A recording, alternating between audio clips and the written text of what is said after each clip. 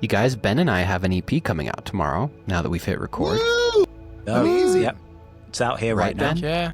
Yeah. Oh, okay, yes. I was like, wait, yes, I've we do. been listening all morning. It's great. Yes, very That's excited. Awesome. Is Yeah. it Be Still the Earth, Antarctic Wastelands, Slow Echo? Yes, it It is. is. All of the above. Amazing. It is it is the first collaboration we've done since the inaugural Yep. Slow Echo release, which I think Ben and I both were like, oh, it's been like 3 years since we've like made an EP together. We should do that. It is time. Time really There you go. flies, man. It's crazy. the first release and the last one, and now you're shutting down the Slow Echo. No, it is. That's it. For the year. Crazy. Mhm. That's really And the cool. last one. And it's my last release ever, also. Yeah. Guys, this is actually my last podcast. I Oh, want to thank that's my dark. friends. I want to thank. God, that's too dark. Well, hey, everybody, welcome to the All Ambient Podcast, the music Yeah. news edition. Marshall, Yes, news that's for stoked you. for you guys, and that is news. It will have come out just prior to this episode coming out, just about a week and a half prior, and that's awesome. Go take a listen, everyone. Kirk, Yeah. good to see you too, man. Yeah, it's great to see you guys. So, I have a little bit of a story. We missed you in July, but there was a Yeah. great reason for us to miss you in July. Tell us why we missed you in July. I was closer to Ben than I usually am. I was in another continent. That's awesome. Hey, Yeah. Love it. We did Europe for right at a month, and it was wow. pretty amazing. It was an adventure, to say the least. Oh, I can only imagine. The family did well. I mean, because you travel with all the yeah, kids, right? with three dudes and my wife, 10, 8, and 6, and they were troopers, man. We had some incredibly unfortunate travel things happen on the front end and the back end, as far as like flight delays and missing No. flights and being in airports for a long time, and they were awesome. They were just rolling with the punches. And so I was really proud of I'm them. so and, glad for them. Wow. and they were getting all into like different monies. So they were like, my oldest, he wants to know how much everything costs, and he wants to know how much money he has left. And so we actually did Iceland for a little while. And so he was doing the kronas, and it's like, I think it's like 80,000 kronas is like $40, And so it's like trying to figure out anything is a lot of math. And so he had fun doing that. And then we learned how to be polite in other languages too. And so that was Yep. really fun. Nice. Yeah. We did. Good. There's a lot of stories. The one story I will tell is Yeah, please. is the craziest one. We were in Iceland, which is wild. Like it's just wild. There's so much Bucket list. craziness, like absolute desolation, and then like crazy landscape, and then just I actually did get to go to album release party for it's like the side project Fishersund. It's a side project of Jonsi and Alex Summers and those guys. Wow. They have this. So in Reykjavik, they have this little perfume shop on the street called Fishersund, which is right in downtown Reykjavik. And a friend of mine is like, you got to go there and check it out. And so I went there, and then they were like, oh yeah, tomorrow we're doing an album release party for this Sounds of Fishersund Volume 1 or Volume 2. And I was like, okay, cool. So got to go to that. I didn't actually get to meet the guys, so I was a little bummed about that, because I was literally, we were going on the plane, and it was going to take us an hour to get back to the airport. And so we like just came in, hung out for a minute, and grabbed an Icelandic hot dog and got on the plane. But it was just cool. That was a cool story. But the crazy, that's the music story. But the crazy story was we had this lava tour booked, or volcano tour booked, on the west side of Iceland. And so there's a town called Grindavik. And we're like, okay, well, the thing is tomorrow we had a camper. So like that, and that's a whole nother. I forgot that part. Yeah, that's a whole you took the camper podcast all over Europe, right? Well, no, we took the camper all around Iceland. Okay, got it. Yeah. Yep. Yeah. I was- I have there mixed might have been feelings some about ships campers barges involved. after that, but make sure that the toilet cassette works before you pull off in your camper. Otherwise, yeah. So, but I digress. So we're in Grindavik. We're like, we're going to go to this campsite. Because the thing about Iceland is that there's campsites everywhere. And you don't have to book them. You just kind of roll up and plug in. And there's usually spots available. And so we're like, well, let's do this one. Because then it's only like a 30-minute drive to the spot where we're supposed to do the thing. So that'd be great. So we roll in there. And it's 20 hours of daylight. It's like 9. Yeah, it's like 9 o'clock, and it's like looks like it's 3 in the afternoon, and it's just weird. So you're not tired. You're never in a rush to get to the campsite because you don't have to plug in. You're not. It's not like you're never going to set up in the dark because it never really gets dark. Even at 1 a.m, it's just kind of like this pale dusk thing, So that was disorienting. But so you just kind of duct tape the windows closed, and then you fall asleep. But so we're into Grindavik. We get there about 9, 10. We're asleep. 1 a.m, we hear sirens.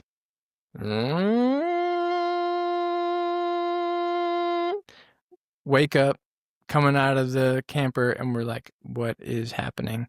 Coming out, we're all walking around, and everybody at the campsites are all nobody's from Iceland. They're all from Germany or, the Philippines. They're all from everywhere else. And so we're all kind of looking at each other like, what's going on?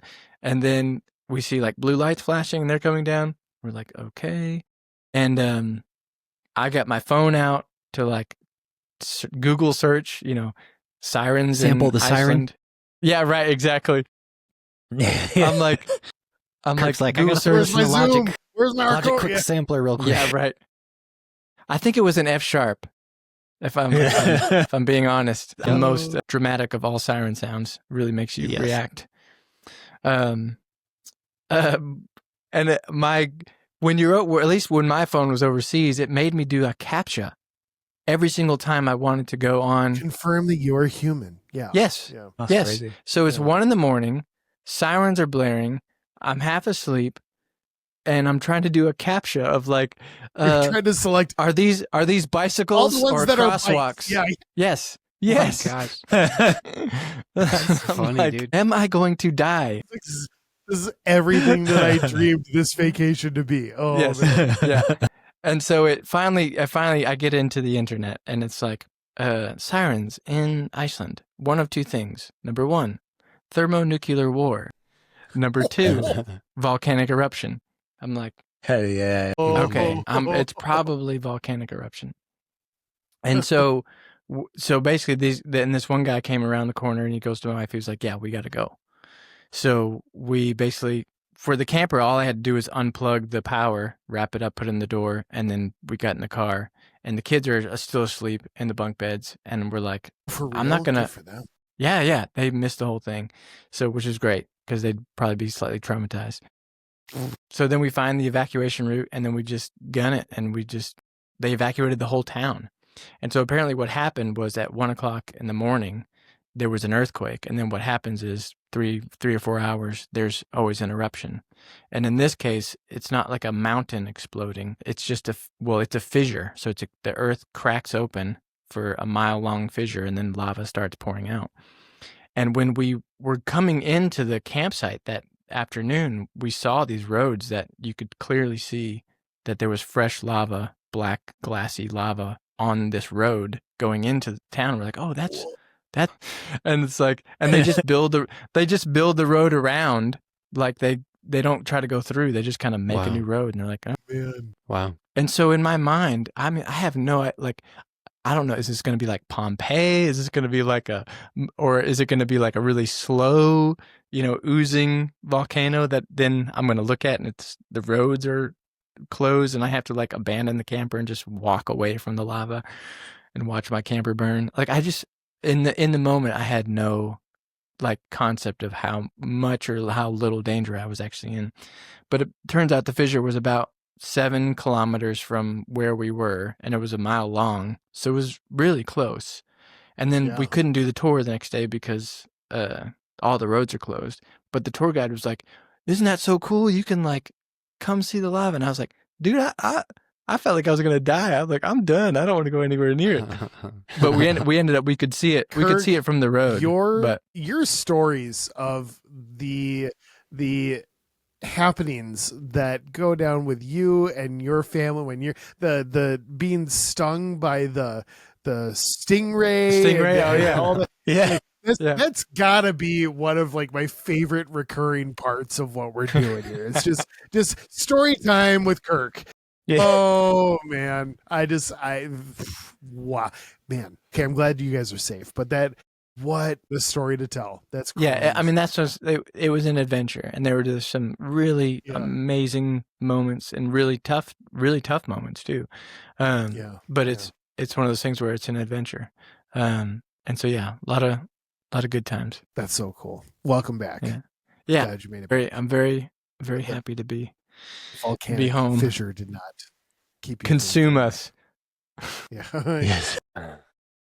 But I talked to some people from Iceland later, and like because we were leaving and we were in the hotel getting ready to get in the airport, and I'm looking, I don't know how far away it is, but it looks not far, and there's lava shooting out of the earth. And this young couple's walking, and I'm like, do you guys see the lava? And they're like, yeah, cool. And it's like they're Icelandic. It's like it's like me telling someone, look at the ocean, like the waves are so beautiful. Yeah, we live in Florida. We see the ocean. So that was interesting perspective. That's so cool. Sampling the siren would have just made everything better. I mean, I took a lot of pictures. I tried to take some video, but I should have, in hindsight, I didn't even put on my glasses. So I'm like driving in the camper, and I'm like, Hannah, is this okay? Are we going the right way? So wow. Marsh, I'm pulling a hard left-hand turn here, but do you remember when you were so you and I were working on our post-rock project? We were tracking drums in town, and you came to my but so in Minnesota on the first Wednesday of every month at 1 p.m. they just test all the oh my gosh, sirens everywhere. Yeah. Which if you live here long enough, you're just like, oh yeah, but like it takes you a couple seconds to remember what time of the month it is, and you're just like, oh, yep, okay, that's it. But lo and behold, we were in the studio. We had just wrapped on lunch break, and we were going in to track some particular song, and the window was cracked. It was a beautiful day, and this siren starts going off, and we were just kind of chatting about it. We're like, oh, wouldn't that be so funny if we sampled the siren or whatever? Turns out that Matt Patrick, the recording engineer, totally sampled. Like he didn't even say anything until we listened to playback of what we recorded with Steve the drummer, and here's this siren that just starts kind of like washing. It happened to be in key great. with the song that we were doing. That's awesome. It was sharp, right? It was the song, dude. That was crazy. I love that. Was so cool. I think at first I could be wrong, but I feel like we were listening to either Steve was listening to like the track like the first time through before he went in. Sure. And because I kind of remember catching myself being like, is there a because I'm hearing something, but it's in the key of the song. I remember just being like, what? Am I hearing something? Another stem in there? What? And it was like, oh, it's the siren, but it's in key with what's happening. That was really cool. That is so cool. I love it. Okay, I have a story. It's not nearly as cool as Kirk's story, but there is at least there's a little bit of a thing that almost happened. It's been kind of a weird week around here. Everything's fine, but it's been kind of a weird week, and I had last night I had a friend of mine reach out and say, hey, one of my old friends and we all of us went to a music college around here. I was only there for a little bit, but one of his friends from the music college here in the Twin Cities. I said, yeah, my friend has been running marketing for Lincoln Park for the last 15 years. Do you want to go down to the Target Center and sit in the owner's executive suite and catch the show? And I was like, are we gonna what in the what? That's amazing. So and you know, like I was a big Linkin Park guy. When they came out, it was, you know, they blazed the trail for sure. But you know, it's not as though they aren't still great. But I guess I don't necessarily listen to them quite as much as I used to. But it was still a cool opportunity to hang out with my buddy Dreas. Super gracious of him to invite me along. But we're on the road on the way there, and He says, we were just kind of talking about the night, and he was talking about his buddy, and he was like, oh, and he was just trying to think through if there was anybody else who was going to be there. And apparently this particular individual's manager also went to school with these guys. He's like, yeah. And I should also point out that me and this guy, we relate on like rock, something like heavy. I rarely even like play that stuff, but like, you know, as a listener, you know, I enjoy some of the like heavy stuff. It just, you know, super cool. So that's like the lane that we relate on. And so he kind of asked this question, it very genuinely, as though perhaps I would not know who this individual was that he was about to mention.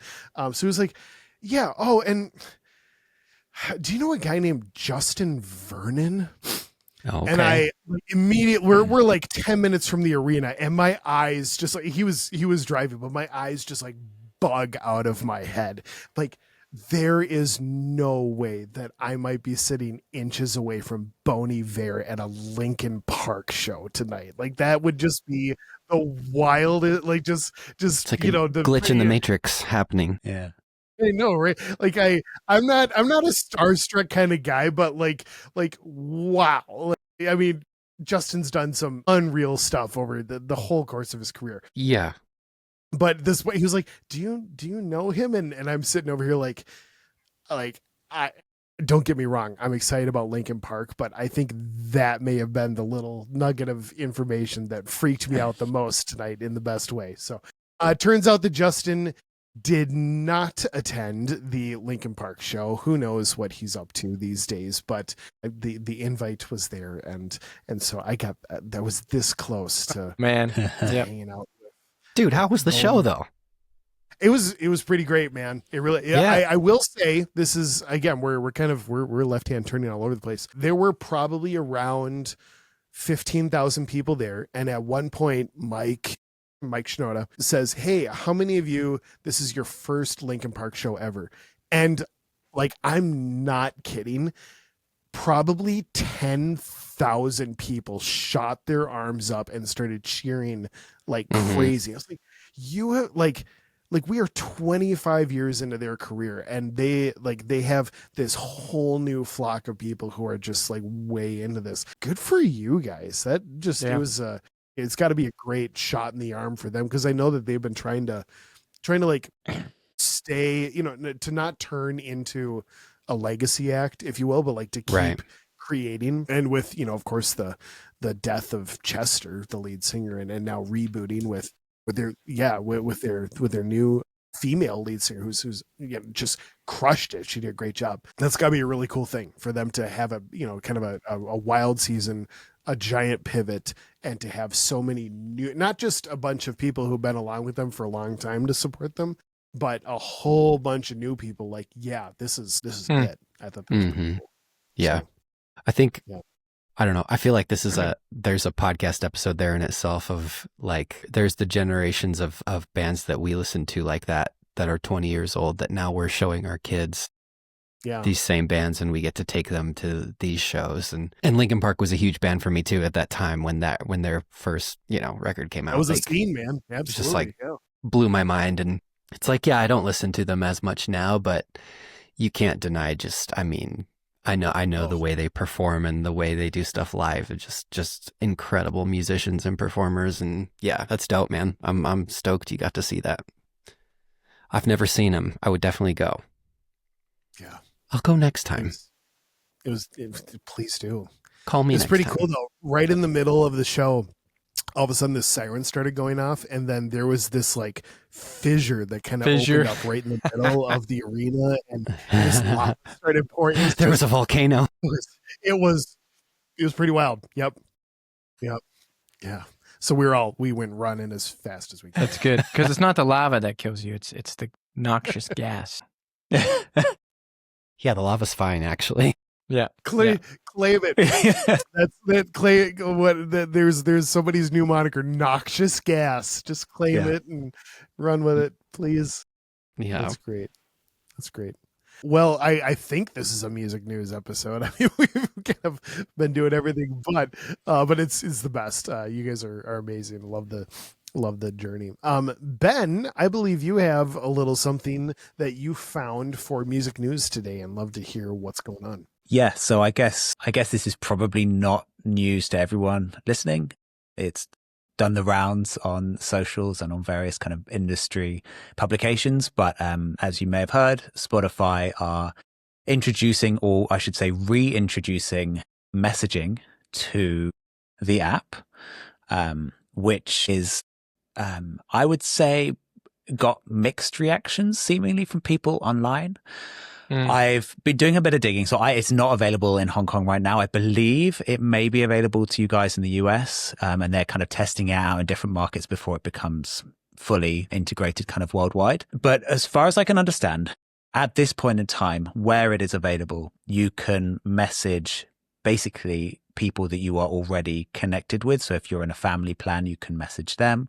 If you are in kind of collaborative playlists or jams and those kind of things, you can message them. But it also seems like some people are saying that it's possible to kind of go beyond that and kind of, does one say kind of unsolicited messages, but potentially kind of message people outside of that kind of immediate circle. So it's a little bit unclear, and I obviously couldn't test that because it's not available for me. But it's interesting because Spotify, as you guys I'm sure are aware, used to have messaging. Apparently it was phased out in 2017. It felt like it was before that to me. But anyway, I don't remember it at all.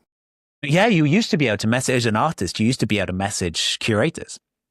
It's actually a way that like I built up quite a bit of a kind of like traction with music kind of way back, just kind of having different, curators, and similarly people would contact us as well.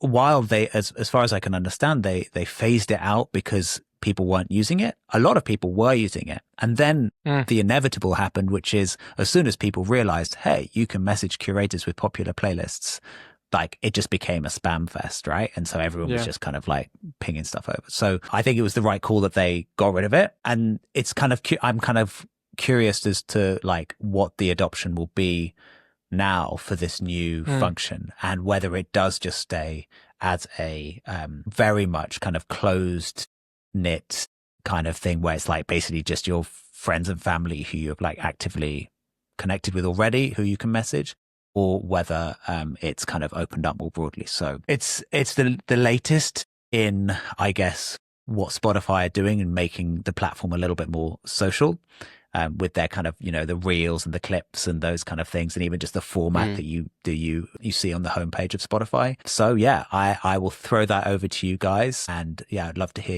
your thoughts.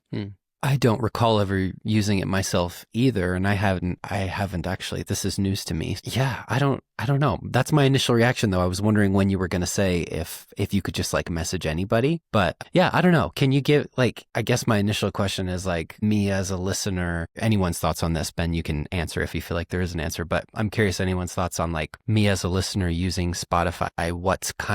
What's the motivation to use that feature? Is it to, just connect with people who, right, like if you have like a shared listening session with, so you can like text, or when you talk about the curators, like how does that work as far as maybe someone who's not necessarily an artist, but just from a listener perspective, you know what I mean? I'm curious about just the allure, the motivation to like why of that being like a beneficial feature kind of thing, What say you? Yeah, I had, my reaction was similar. I feel like if it is just like the immediate people who you already are kind of in touch with, like why would you just message someone on Spotify rather than, sending them a WhatsApp or whatever? Yeah. Right. So it feels like that. I already text people stuff to Spotify all the time. Right. And they're not removing that functionality. Like, yeah. Well, I'm just imagining they're just trying to close the gap even further to where it's almost like a thread that's built into Spotify, and you can keep up with conversations with people, and then it makes it seamless to integrate. Like the idea that it's connected to and or share playlists, or that it's connected to listening parties, and it's kind of like you're in a room where you guys are into the same music, and you have like the DJ or the jukebox in the room, but the room is like a virtual room, and you kind of have it all there. I could see where, I mean, in the end, it's like they're just trying to keep people on their platform. And so let's just do WhatsApp inside of Spotify. And if we can get people to be connecting and sharing music there, then it's one less swipe away from their platform. Yeah. I mean, I ask, and I guess in a sense, I ask that question kind of rhetorically, just from a perspective of the vast users of Spotify who mostly just go on there, and just are listening to music, right? And most of the people who use Spotify are not artists. And so, I mean, one of the things I like doing personally is I do enjoy just sharing the stuff that I'm listening to on Instagram, on socials, whatever. Like I do that somewhat frequently, just be like, oh, I like this is what I'm listening to. I like it today. So I don't know. I think to myself, like, is that some kind of version that they're trying to do there? But then I don't know, when I hear about these features and it's like, it used to be a thing and then it wasn't, and now it is again, everything that's going on with streaming and Spotify itself in general, I just have a hard time. I hear stuff like that and I'm just like, well, I don't know. It's hard to see something like that, like kind of integrating into like, okay, now we're just texting within Spotify, or I can share music that way. I don't have to share it on Instagram. There's going to be some way I just can share it in Spotify. I don't know. You know what I'm saying? It just kind of feels like this, again, just like this jumbled, like, where are we actually like landing with this, I guess, Yeah. I can imagine I think a lot of... Sorry. Oh, go ahead, Ben. Yep, no, you're good. No, you go. I can imagine a lot of different scenarios. Number one, which is probably the funniest, is that Spotify is jealous of Fortnite, that they have gotten to host virtual concerts and music festivals and have millions of people on Fortnite servers who are all messaging with each other and this and that. And it's like a social thing on there. It's valid. I mean, like, we want to be as cool as them too, and we want people to like listen to music and like stay in here and like, hey, you could just message each other within the app. You don't have to go out. Like they could start building that. Whatever. I could see that, but it seems as though Kirk, I think you said it. Like the goal is attention, right? Like for any feature, it is all about like the amount of attention from the human race, from any particular individual, is a finite amount. And so if they're able to squeak percentage points away from a different app, a different site, a different service, a different whatever, and they're able to put it back on them, that's considered a win if they're able to turn it into, something that generates whatever for them, momentum, popularity, revenue, whatever. So I could see this as being like, and you can imagine it going a ton of different ways, but I could see this as being just the very first step in them almost not even like taking seriously that you're able to just do it with friends or your family plan or whatever, but really just like testing the tech, like just making sure that their app dev works okay, and that like even maybe they use like the basis of the code from a decade ago and then are just kind of like adding to it, updating it. But I could very much see I could see this turning into something like the Spotify Marquee, where you're able to buy the kind of like the ads that pop up on people's accounts, or the showcase. Is it showcase? I forget. I'm kind of bad with that stuff, but there is a lot of research that shows that getting a direct message from someone is like there's such a greater level of response from like a direct message as opposed to something that just looks like an email that was blasted out to 45 million people. It's like, no, this inbox is just this is just me. I don't know. It's a personal thing. And so I could see them just kind of laying the groundwork for eventually trying to monetize people, saying, hey, come stream this album. Hey, come do this. And it could go sideways. It could be awesome. It could be a total disaster. Who knows? I think what you're saying though is very true, and it is like, I guess I don't hate this move, especially in what seems to be its current form, where it really is just kind of friends and family. I think for me, it's like, is this just a kind of gateway to, as you say, testing the tech, and then I imagine the desire will be to open that up to more people, so that, if the intention is to keep people on the platform for longer, which we know that that's part of the whole thing, they are essentially integrating a fully fledged messaging service within Spotify.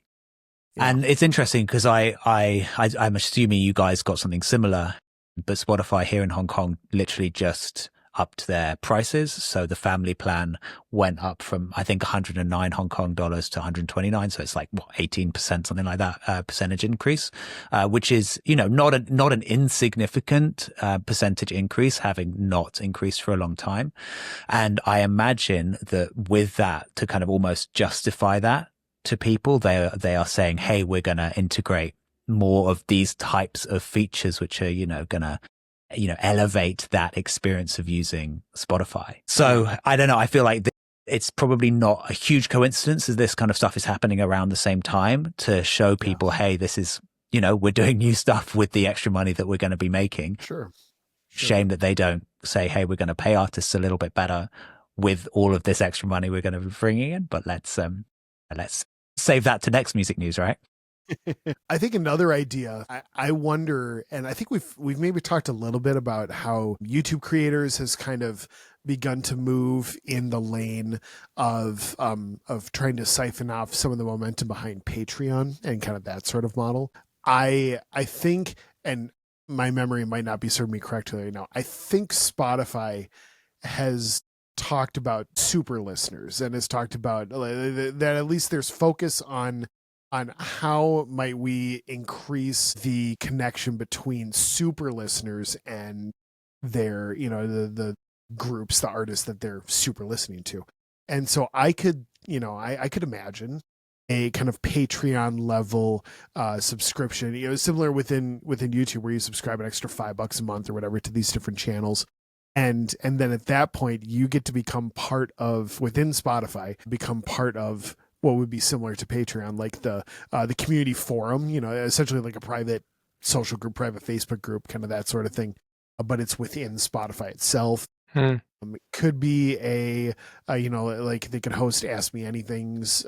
They could, how wild would it be to be able to host very similar to kind of what Netflix is doing, where they're able to do live events, live sporting events, live theatrical events. What if they were able to, what if they were going to do a live event within Spotify itself? Right. Maybe similar to Fortnite, but without the animatedness of it.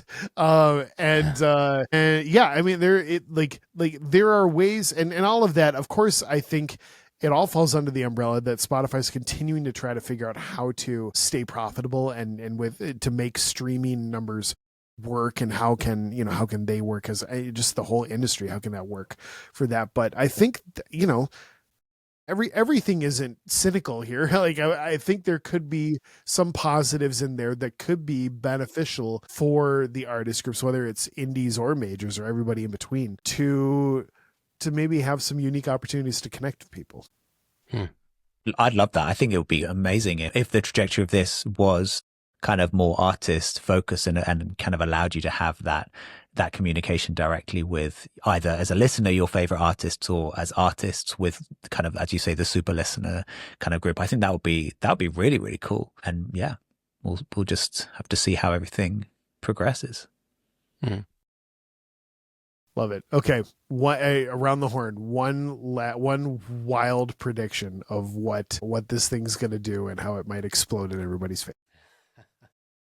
No, it could be as ridiculous as you want, and maybe I have a crazy wild prediction that I don't even know if it has anything to do with messaging, but I just had this picture of, like, when you're talking about the Fortnite and all this stuff, and I'm thinking about Apple Vision and 3D cameras and all this kind of stuff, and like avatars, and I'm just imagining just a live concert with a bunch of 3D cameras around a stadium, and then you just put on your Apple Vision Pro with 1,000 other people, and you watch a live concert. And you can, like, if you want, you can just kind of float to the front of the stage or go to the side of the stage, or watch the whole show. And it's like the Oasis, man. Ready Player One. Yeah, exactly. Well, that's what I just was going to say. Sort of was, I feel like a way it could go sideways is, like, I don't know, AI bands hosting live shows through Spotify, basically. Yes. What's the Velvet Sundown? Hey, let's go catch the Velvet Sundown show. Like, Oh, Velvet Let's Sundown go. that's right. live release show Yeah. streaming on Spotify. I don't I love know. that. Yeah, I was going to say something very similar. I was like, my prediction is it's vastly unpopular with real people, but AI artists love it. And so they're all chatting together. All the AI artists are using this messaging function to share their music with each other, and like no one else is using it. And so Spotify could be like, wow, this is a popular feature, X amount of things are sent every day, and it's all the AI, all It's the all the AI bots. artists. Yeah. That's my Man. that's my wild prediction. Like, That's Ben, awesome. you start getting That's you start getting AI submissions to Echo's Blue music for like AI messages from Yeah, no, fake right. artists. I think this would be a great fit for your label. Exactly. Man. Yeah, what if this whole thing is just part of the dead internet theory, and it's just AI talking to AI, generating AI just nonstop, constantly, and Yep. just waiting to weed out all of us silly humans. Yeah. Mm-hmm. Oh, man. Yeah. My final, and it's maybe more pessimistic than you. That's probably not More the right word. pessimistic than dystopian AI future. Wait, Mine was a nice uplifting one. I guess not. Okay, no, so the idea of, and we've talked about before, the idea of the Spotify play, I'm blanking on the name of it right now, but it's the one where you're able to knock down your percentage of streaming royalty rate in exchange for Discovery mode? discovery mode. So I could see within the messages, I could see an artist reaching out and say, hey, check out my new single or whatever. And within that, it would just have a play button, very similarly to like when you send somebody a voice memo, like it would have the album cover, but then, and you wouldn't even leave the messages screen. Like you could just listen to it right there. But if you listen to it right there, because it's in the messages thing, you'd be, submitting to like a discovery mode kind of royalty rate, as opposed to if they were to actually navigate to your page and that sort of thing, which, again, I think it's the thing that you always brought up, Kirk, where it's like, well, yeah, it's less of a percentage, but what if you boost way more than 30% of streams because you did it, and just kind of weighing out the pros and cons of that. But yeah, I think. Well, when you said that, I was like, that sounds like exactly what they're gonna do. Like, at least it's on their radar to be like direct to fan, essentially, but they're not ready to give the artist direct to fan power. But I think they know that direct to fan is the way to go, and so they will give access to artists to go direct to fan for a commission. And it's like, okay, I get kind of not wanting to open the floodgates, and I guess if they can do it in a way that's actually where the end user, the people, feel like this is a service, or this feels like these guys, they know what I like, they know my tastes, I dig it. Like every time I click on their suggestions, like I like it, and it doesn't feel spammy, and it's not all the time. And, I think if they could do it in a way that felt like it wasn't going to have ads in their message feeds all the time, then it might be okay. But that's kind of, well, and that's, again, and I'm just deep in like this nerdy like marketing world right now, but like you think of whenever you do a Google search, there will always be a couple sponsored ads up at the top, but those sponsored ads they are in auctions with each other, so they're all competing for that spot. They're all bidding on those spots with a certain number of cents, number of dollars per click sort of thing. And so I could see Spotify, kind of like limiting the number per a certain time, like a day or a whatever, like this. We're only gonna allow for the ones that they haven't personally subscribed to, for them to receive kind of a an unsolicited shot from whoever, for that to be kind of a limited thing, and then you're kind of just basically bidding on those as but see, then and, now you run into the issue though, is like, now you got these guys who are your super listeners, or they're already following you and they're doing the thing. They already like you, and now they're listening through the message because the message got there first. And now all your super listeners have just given 30% to Spotify because they would have gone to the main page, So that's Don't give them another ideas. Don't give them ideas. Yeah, right. Yeah. They have all the ideas. Yeah, they do. Man, that's funny. Well, time will tell, won't it? Time will. Yeah, very interesting. Ben, thanks for hunting that down, man. I think that's a unique little thing. Yeah. Good. Yep. Yep. Yep. Nothing else to add. Well, yeah, we'll see what happens. But yeah, I guess if we're gonna try to tie a cute bow on that, let's for us to embrace maybe the idea of a silver lining mentality, like there's always going to be changes. There's always, there will be updates in industry stuff, in contract stuff, in just distribution stuff, just on every social platform and on everything. There will always be changes. I think it's just up to us to not adopt the no, nothing should ever change, because that's just not how the world works. Even if you're right, that's just not how the world works. But the idea of how could I foster a deeper relationship with the people that listen to me? How could this be the sort of thing that maybe I could use it in an artistic way to do something? Yeah, just try to keep an open eye and an open ear to how this stuff might benefit us. So we shall see. Indeed. You guys are great. Thank you. And thanks to everyone, everyone who's watching and listening. Really appreciate it. Make sure you join the conversation over on Discord or email us at podcast@all-ambient.com. If there's any music news bits that you want us to talk about or that you want to talk about on Discord with the rest of the community there, we would love to have you. Link to Discord is in the show notes. And man, Ben, Kirk, Marshall, you guys are the best. Thanks so much for being here. Really glad we did this, as always. Yep. Always Thanks, a pleasure. guys. Thanks, guys. Thanks again for joining us on the All Ambient podcast. This is about as shameless of a plug as it gets, but it really does help for those of you who are watching to give us a rating if you're on any podcast platform like Apple or Spotify or anything like that. On YouTube, we would love a follow, a subscribe, a like, all that fun stuff. And please leave a comment, a review, whatever is applicable to the right place that you're finding this. It really does go a long way. You don't have to make anything up by any means, but if there's some value in this podcast for you, we'd love to hear about it. We, as the All Ambient family, would love to meet you. I know it does my heart good, as well as everybody else who's involved at All Ambient. So please do so. Come back and join us next week. We got another great episode coming your way. And until then, here's hoping that this music and the hearts behind it make your day and your life that much better. Thanks.